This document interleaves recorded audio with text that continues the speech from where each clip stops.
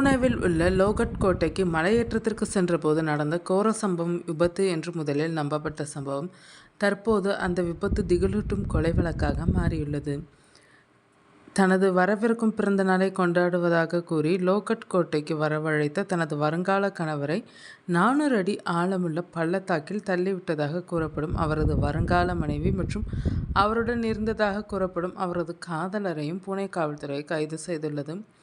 பூனே அருகே உள்ள கஹுன்சேவை சேர்ந்தவரும் அவரது குடும்பம் நடத்தி வரும் ரியல் எஸ்டேட் நிறுவனத்தின் இயக்குனர் கேத்தன் விஷால் அகர்வால் 26. இவர் வரலாற்று சிறப்புமிக்க கோட்டையில் உள்ள பள்ளத்தாக்கில் விழுந்ததில் ஜூன் 18 அன்று உயிரிழந்தார். அகர்வால் தனது வருங்கால மனைவி சியா கோயல் மற்றும் 2 நெருங்கிய நண்பர்களுடன் அவரது வரவிருக்கும் பிறந்த நாளை கொண்டாட மலையேற்றத்திற்கு சென்றபோது இந்த துயர சம்பவம் நிகழ்ந்தது. இந்த சம்பவத்தை தொடர்ந்து ட்ரெக்கிங் சென்ற கோட்டையில் பலத்த காற்று வீசியபோது புகைப்படம் எடுத்துக்கொண்டிருந்த அகர்வால் வழுக்கி விழுந்ததாக லோனாவாலா கிராமப்புற காவல் நிலையத்திடம் அவரது வருங்கால மனைவி கோயல் தெரிவித்துள்ளார். அவரது வாக்குமூலத்தின் அடிப்படையில் காவல்துறையினர் ஆரம்பத்தில் விபத்து மரணம் என அறிக்கை பதிவு செய்துள்ளனர். இருப்பினும் மரணத்தை சுற்றியுள்ள சில சூழ்நிலைகள் சந்தேகத்திற்குரியதாக காவல்துறைக்கு தோன்றியதால் விரிவான விசாரணை மேற்கொள்ளப்பட்டதாக புலனாய்வாளர்கள் தெரிவித்தனர்.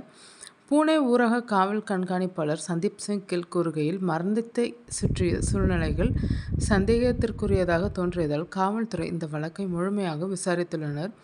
விசாரணையின் போது பூனேவின் கொண்ட்வாவைச் சேர்ந்த சேத்தன் பாபுலால் சௌத்ரி 22 என அடையாளம் காணப்பட்ட மற்றொரு நபருடன் அகர்வாலின் வருங்கால மனைவி கோயல் ரகசிய உறவில் இருந்ததை போலீசார் கண்டுபிடித்ததாக கூறியுள்ளனர். காவல்துறையின் கூற்றுப்படி அகர்வாலை கொலை செய்ய இருவரும் சதி திட்டம் தீட்டியுள்ளனர். அந்த திட்டத்தின் ஒரு பகுதியாக லோகட் கோட்டைக்கான மலையேற்றத்தில் சேருமாறு கோயல் அகர்வாலை சம்மதிக்க வைத்துள்ளார்.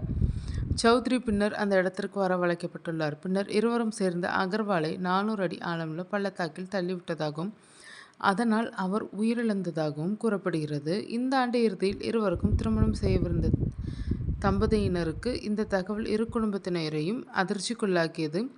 திருமண விழாவிற்காக ராஜஸ்தானின் உதய்பூரில் ஒரு அரண்மனையை முன்பதிவு செய்வது உட்பட விரிவான திருமண ஏற்பாடுகள் ஏற்கனவே செய்யப்பட்டிருந்ததாக தகவல்கள் தெரிவிக்கின்றனர். சந்தேகத்தின் பேரில் உள்ளூர் குற்றப்பிரிவு சௌத்ரியை கைது செய்தது. விசாரணையின் போது கூறப்படும் சதி திட்டம் குறித்து விவரங்களை அவர் தெரிவித்ததாக காவல்துறை தரப்பில் தெரிவித்தது. இதன் அடிப்படையில் விசாரணையின் முடிவுகளின் அடிப்படையிலும் கோயலும் கைது செய்யப்பட்டார். கேத்தனின் தந்தை விஷால் அகர்வால் அளித்த புகாரை தொடர்ந்து லோனாவாலா கிராமப்புற போலீசார் பாரதிய நியாய சமிதாவின் தொடர்புடைய பிரிவுகளின் கீழ் கொலை மற்றும் குற்றச்சதி வழக்கு பதிவு செய்தனர் என்று சந்தீப் சிங் கில் மேலும் கூறினார்.